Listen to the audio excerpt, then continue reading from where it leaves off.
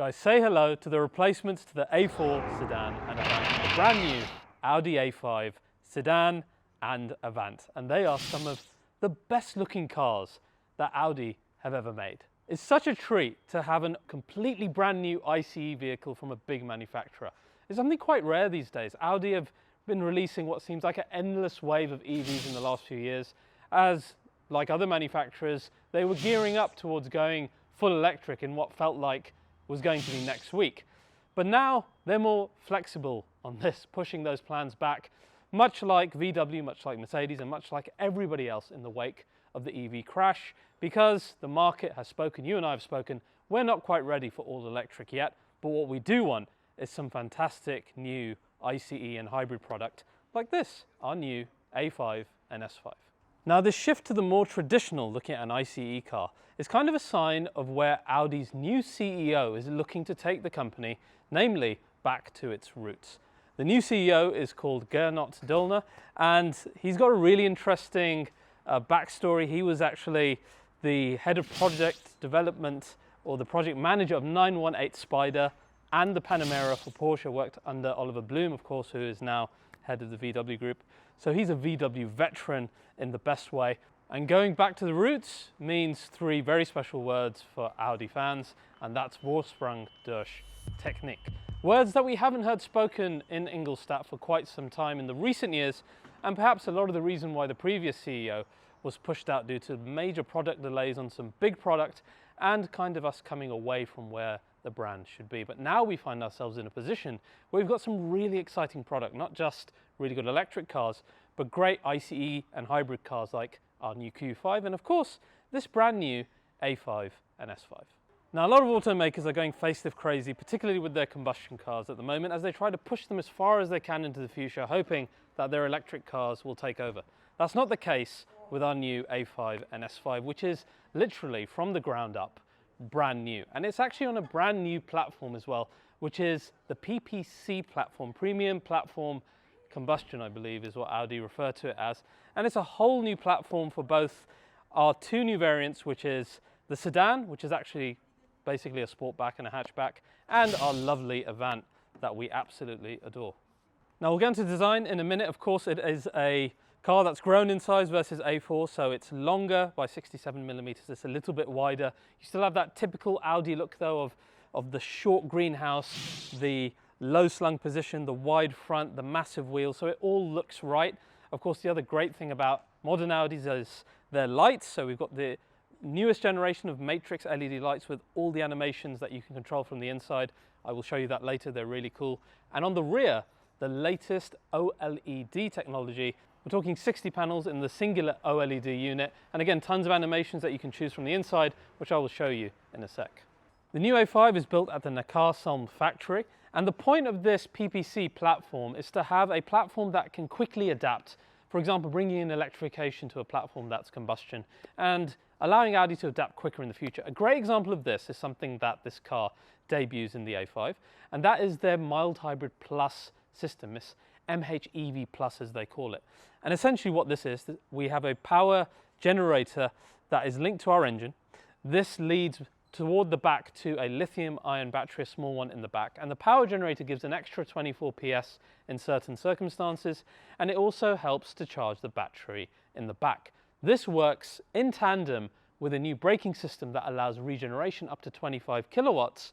And then what's cool is, versus other mild hybrids, you actually get electric driving use out of this system, say in scenarios like parking the car, coming off the lights, and smaller in-town scenarios like that, which you wouldn't normally get in a mild hybrid system. Essentially giving a bit of electric power to drivers when they never used to have it before. And today you're going to see that in the S5 that we're driving, and it also exists at launch in the TDI version, so the diesel version of this car as well. Now, as a representation of that Hybrid Plus system, let's say I want to adjust the parking on this car.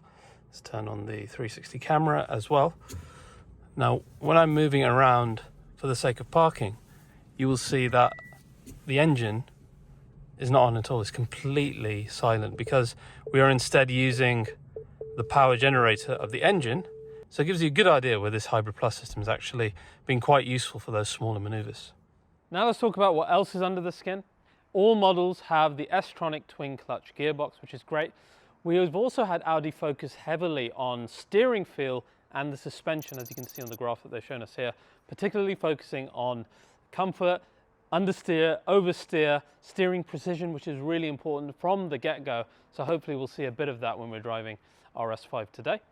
We've got sport suspension on our S5 here, which lowers the car by 20 millimeters, giving it that really nice stance that you see here. Then we come on to the engines available, and there's a really good selection of them. It all starts with actually just some pure combustion ICE TFSI cars. And the great thing about these is their price point. They're starting in the early 40s in the UK.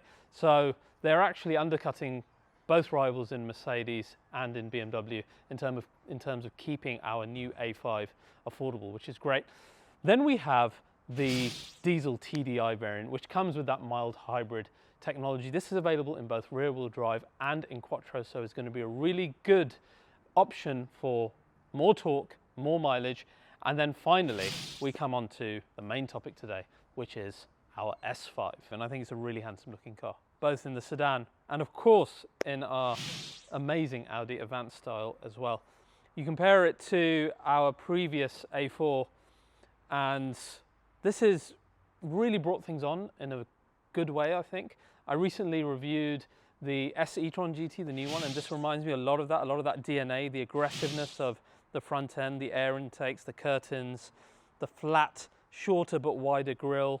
The lights really remind me of the Q6, and just the general silhouette and stance of it, I think it really hits the nail on the head nicely. Let's first talk about what lies under the skin for S5. First of all, bye-bye diesel engine for S5, and hello, a nice V6 with 367 PS, 550 Newton meters, and a 0 to 60 quoted of 4.5 seconds. It's great to have the appropriate engine back in the S5. Now in terms of our suspension, we have a 20 millimeter drop, as I showed you, which gives it that nice stance. But more important than that is the adaptive dampers, which help with, of course, with dynamic driving and comfort driving in the S5. We also have revisions to the S-tronic gearbox for the S5, which is great. And finally, the Quattro Sport differential, more revisions going on for the S5 as well. Now, in terms of pricing, this sees itself at around about just a shade under £70,000 in the UK, and for launch is only available in the Edition 1. That puts it kind of squarely facing AMG C43 in terms of pricing, and about 10k over the equivalent 340i at BMW. So this is the start of the performance story for the A5. I mentioned in a previous video that, of course, a full-on Audi Sport version is being tested. We've seen it on roads. What will that have? We can make some educated guesses. We can see from the spy shots it's got a really wide body, a really aggressive front end, massive intakes, massive wheels, extended rear arches on the rear. What will power that? Who knows? I'm guessing some kind of 6-cylinder hybrid would make total sense for this day and age. I have no information about this. Either way, it looks incredible, and I can't wait to see it unveiled in the coming years. Now, let us have a look at the design of both the sedan and the Avant, which I think you're going to be very pleased about. These are genuinely some of the best looking cars that Audi have made in recent years.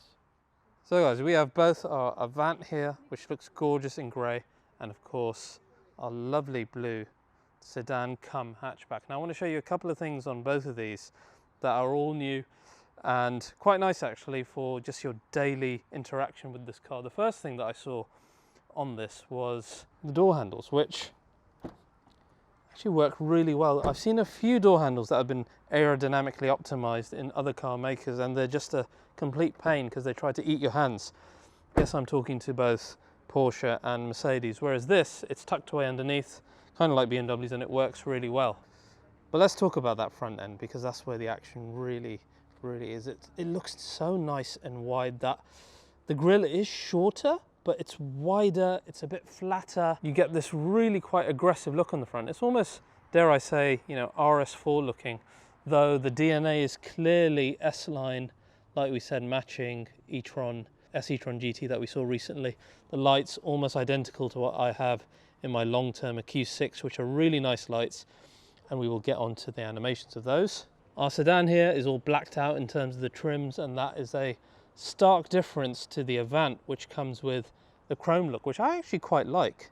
I think we don't see enough of this in newer cars, and it makes the front look perhaps even wider. And when you look at the rear as well, things like the, you know, classic Audi brushed silver mirrors here that are so iconic. Got the lovely roof rails on the Avant as well. Then I think you can see and appreciate the roof line of the car that much more, and particularly the Avant, that just to me is the pick of the bunch for me. I really like it. And then you can see the exhaust all the clearer as well. There's a nice surprise I have for you on these. I'll come back to that in a second. Let's talk about rear quarter look on both of these. I think it looks great. This is one of the few modern cars I've seen where this single bar look on the rear actually works, because it's not just a boring bar, it's got a lot of shape to it. It's quite exaggerated, and then you've got the OLEDs inside. 60 per panel, I said, if you remember. And even though we have a flat logo here, it's nice that it's here and not sitting within the light bar like a lot of manufacturers are getting tempted to do. That's still a little bit more traditional. Speaking of traditional, check this out. Just like the new Q5, we've got actual pipes here. You pipe haters are going to be so happy when you moan about those horrible trims you see in other car manufacturers. These are actual proper pipes connected to the exhaust system, and they look lovely in our sedan in a darker chrome look as well. So someone stole our S5 badge, and now these guys are putting a new one on for us. Should we ask them to put an S5 badge on the front as well, because it doesn't have one anymore? We've got this whole drama going on at the moment where this is now moved to the side, the rhombus, and people are upset about that because the Heritage was having S inside there, but then it's disappeared off the front grille. And that's on all the S models. So Audi fans are a little bit upset about that. They're also upset about the fact that that badge is going on normal S-line cars and not an S5 like this. I kind of understand that, and I hope that they will make a change, because the heritage is really important.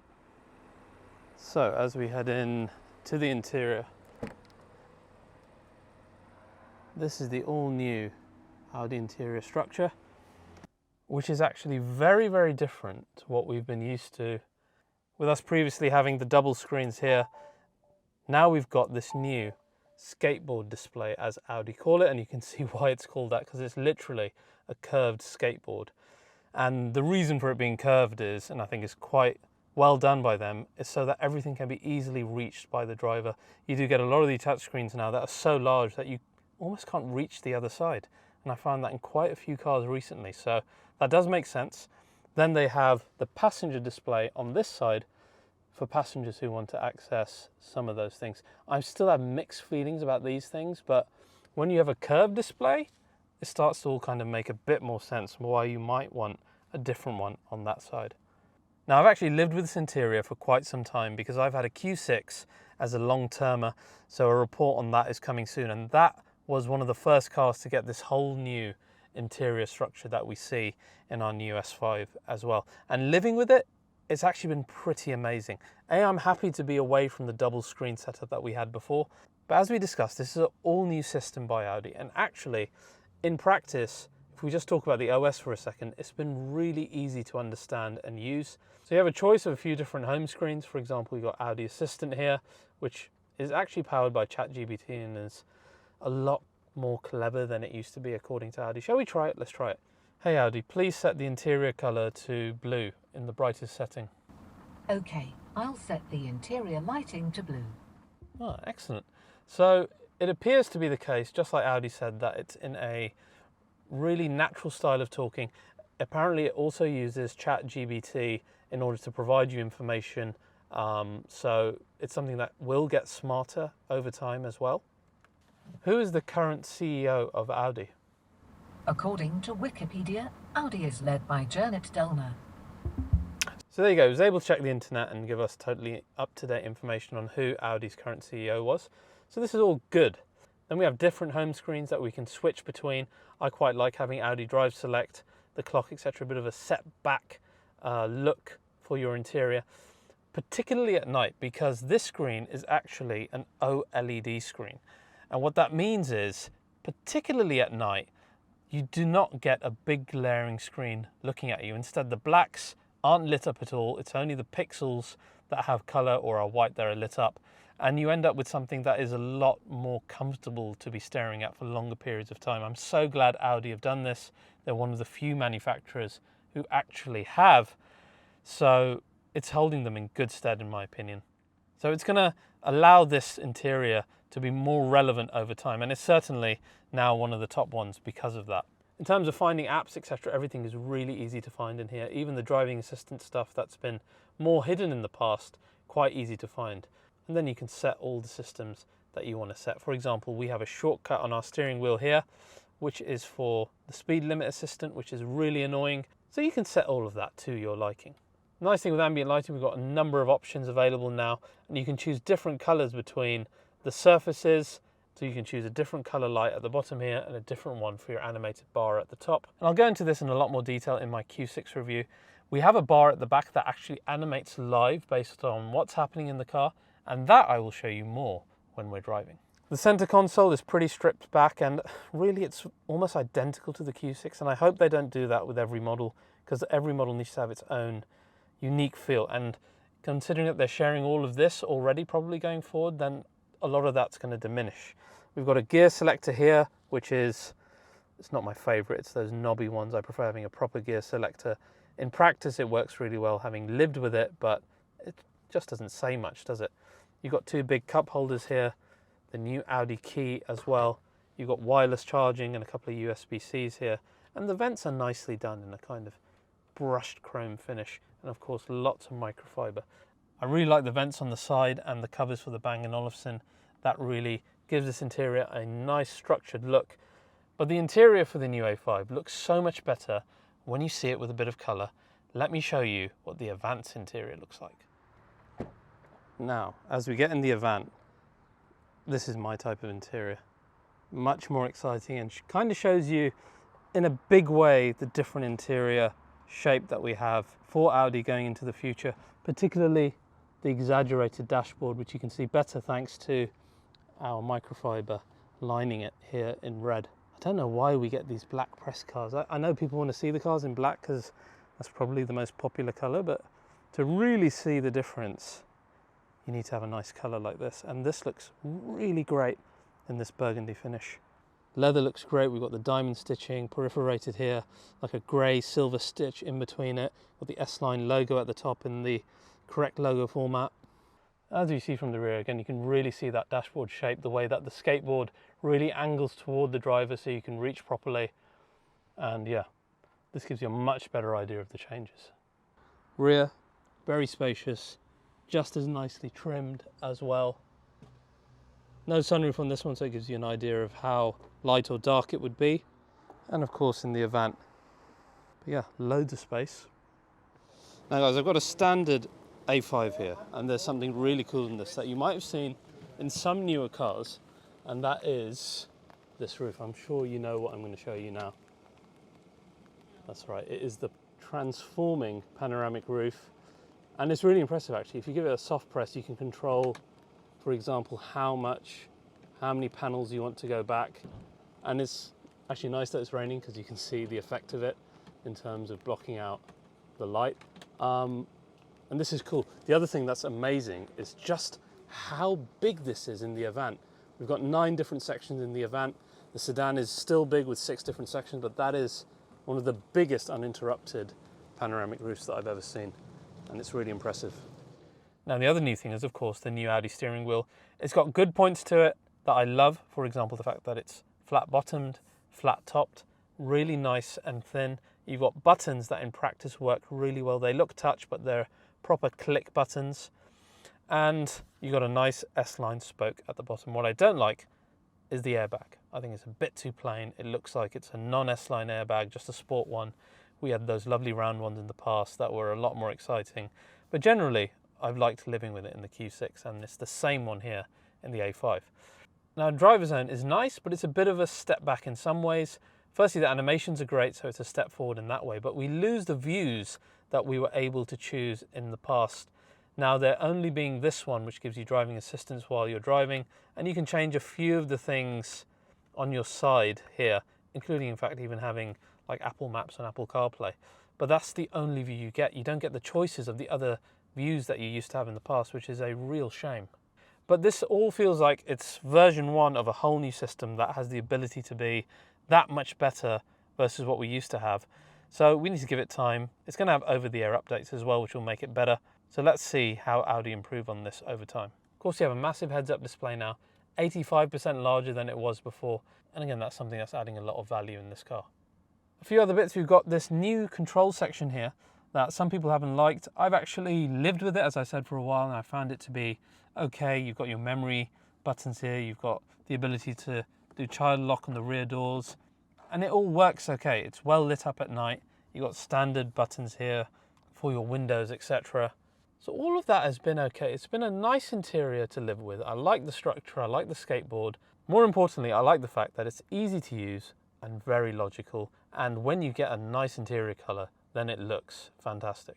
Now, the other thing I promised to show you was the exterior lighting, which you can very easily modify within our system here.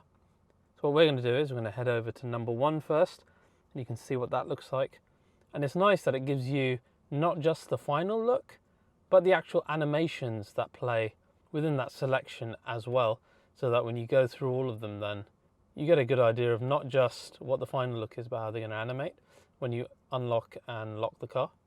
So some really cool ones, and then you just choose the one that takes your fancy. Now guys, let's head out and let's see what this S5 is like on the road. So guys, it's so nice to have like I said, a new ICE car that's not a facelift. It's nut and bolt, brand new, top to bottom. And it's nice to see that Audi have put as much love into it as they've been putting into their newer EVs. And I think in the design department, especially on the road, it just looks really, really good, especially for what is not even the Audi Sport version, right? And I'm so glad of that fact, because the S model Audis have been, for the longest time, one of those attainable cars that still provide excitement. And particularly now with this S5 having ditched the diesel and gone back to having a nice V6, you know, I think there's a lot of expectation that it should look the part as well, so it certainly does. Now, as we approach this driving review, we want to think about a couple of things. First of all, obviously, the whole new A5 series, how this is all treating us in terms of the technology, ambience, etc., but also the performance side for the S5 itself, because this is a car that goes up straight against cars like the C43, cars like the M340i, so it has to perform the part as well. So some initial things in the A5 you'll notice, if I do indicators left and right, you will see you get the adaptive ambient lighting on each corner of this light bar at the back that is then active depending on what's happening. And it's quite nice, particularly at night. It's a shame that Audi don't use their ambient lighting during the day to light up, you know, all parts of the interior. It looks really quite spectacular at night, and I can't show you that right now. For now, let us go into dynamic mode. So first 100 yards feels really nice and quick. Engine note isn't really standing out as much as you might think, despite having a nice V6 in here. Let's have a play around with the gearbox, which is actually pretty responsive on the downshifts. Steering feel is nice, not bad. They really have worked on the steering position, haven't they? And the upshifts are nice as well. So all of these things, actually for an S5, looking really quite good. We've got nice downshifts, nice upshifts. Yes, they're not instant, but they're certainly more of the performance variety than you would liken them in the past. What I really like actually is the steering. It is a lot more communicative and gives a lot more feedback than what I'm used to in the entry-level Audi, so they've really done a good job on this. So the speed is pretty impressive. It's starting to rain now, but we have no worries because we've got the Quattro system with the sport differential that's going to keep things both safe and pretty fun. Having no issues putting down power at the moment. It feels good for a 367 PS car, honestly. 4.5 seconds, probably accurate for a 0 to 60. Is that slow in this day and age? I don't think so. I think it's more than adequate for a car that's going to be used as a daily. I mean, once you get going, it feels quick. But what's nice is, because the steering position is that much better and the understeer is reduced, you can have a lot more fun, even if the horsepower is not as much as you might want, even if the launch isn't as quick as you might think. The fact is, as a driver, you're actually getting a lot more out of the car. I'm quite pleased with both the body control and the steering. One thing I'm not pleased with, must be said, is the sound. There's nothing there. Like, I was expecting some burbles, some pops in, just something from this V6 engine, and it's okay, you know, it doesn't sound unpleasant like a 4-cylinder, but equally it doesn't hit any type of crescendo at all or give you any pops and bangs. So perhaps then a bit of a missed opportunity on the sound. It's not the end of the world because the car is plenty fast, nice and dynamic. Tell you what, the more I drive it, one thing is undoubted, this car is much, much faster than I thought it would be. And indeed what it seems to be on paper with that 360 odd HP figure, this feels a lot quicker and it feels nimble. A lot of the credit to that goes to, I think, the whole chassis development for making this just feel a car that's a lot more capable than the paper suggests. Let's drop a gear, go to first gear. The car feels quick, and I'm really happy with the gearbox revisions they've done as well. Would I go for this over the M340i or the C43? In terms of performance, I really feel like it's quite neck and neck between the three of these now. But there's just something that is pulling me towards the Audi. And I think it's just the overall package feels like you're going to get so much more bang for buck at the end. And that's despite being so much more expensive than the BMW. I think I'd do it purely on the external look and indeed even the internal tech of this. Like, I like the technology in this car. I like the structure of the interior. This is new Audi, and it's Audi trying to be better, and I think it's actually really quite attractive. And then you bring it down into a more sensible mode, like let's go straight into comfort, as opposed to balanced. The gearbox calms down, the engine calms down. The suspension's an interesting one actually. I did come across some UK type road, which basically means crap road, and this felt quite firm, and you were quite aware through the steering wheel, through the feel of the suspension, that this is a performance car. Not in a bad way, because the adapter dampers are doing a good way, but it wasn't exactly trying to be an executive saloon, which is good actually, I think. Now turn left. You'll notice that we're getting navigation sounds from behind me. And this is part of that new multimedia system where we also have speakers built into the seats. And again, it's something that I've really quite liked when I lived with the Q6. And it's something that you don't find in a lot of cars. So essentially what happens is notifications that are key for the driver only come to the driver. Or say you want to have a conversation on the phone that you just want to have and you don't want to, necessarily disturb everyone else in the car, then the speakers will play that behind you. And this is good use of simple technology, really. Other nice things, I can go in the seats, for example, and I can get a seat massage. How cool is that? And again, this is nice to have at this level that we are now spending more money on, particularly in a higher level car like this S5, but then you get things like this that really mean a lot. Now, one thing I love in this car, despite being an S5, you can just throw on the adaptive cruise control, and this thing is just going to drive itself. It gives you a great view of it in front of the driver display, following the car in front, and indeed on the heads up as well. You get some good information that we didn't used to get. Now, this is on a twisty canyon road, on a motorway. This is really quite good, especially for the comfort side of living with this car. It's part of the whole technology and luxury side that's giving this car so much more bang for buck now than it used to have. This is like class above stuff. Now, for example, I can go into the ambient lighting. We can change the light at the top to red. Now it's getting a little bit darker and you can start to see the ambient lighting come alive inside, and it really contours the interior quite beautifully, whether it's the cup holders or under the screen or around the top of the dashboard, the vent areas. It looks and feels really premium. But all of this feels new Audi, whether it's the steering wheel, the buttons.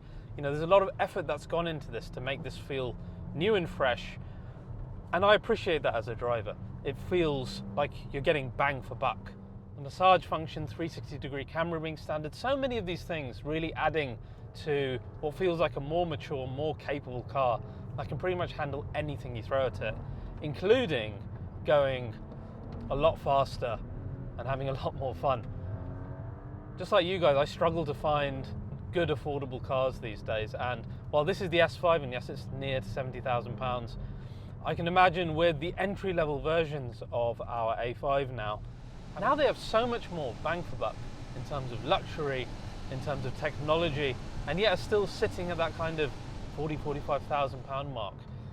And that, I think, will mean a lot to us car buyers right now who are really struggling to find cars that aren't going to depreciate like crazy, but still give us, good bang for buck. And I think the A5 is definitely one of them in its base form.